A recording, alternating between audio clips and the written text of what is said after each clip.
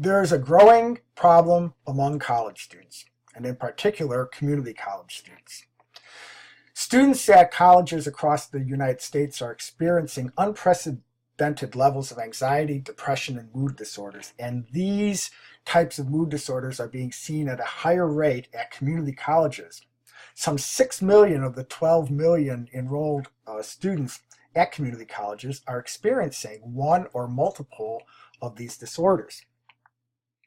When these conditions are left untreated, what happens is that they can impair academic performance, social interactions, and lead to more severe mental health conditions.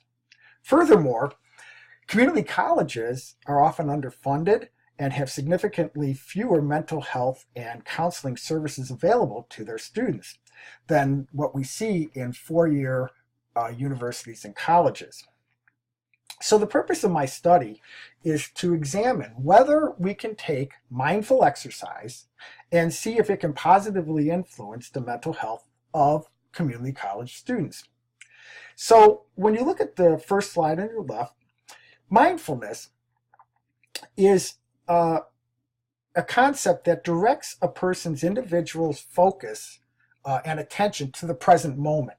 And what it does is it does it in a non-judgmental and self-nurturing manner. So the idea is that you're not thinking about the past, you're not thinking about the future, you're getting into that present moment. When we add physical movement to these mindfulness concepts, what happens is we create mindful exercise. So you can see in the center slide, we have mindful exercise in the form of things like yoga, Pilates, Tai Chi, Qigong, and even something as mindful walking. What's happened in studies is that when participants have engaged in these activities, they have found that they've had lower levels of self-perceived anxiety and stress, improved attention control, and enhanced overall mood.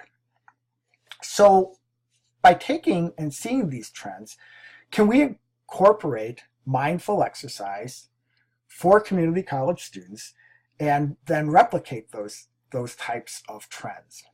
And if so, what happens? We could then be providing an inexpensive and non-pharmaceutical approach that could positively influence the mental health of more than 6 million young adults throughout the country. And hopefully, as I go through my studies, my pilot, and then my dissertation, we'll see some positive results here.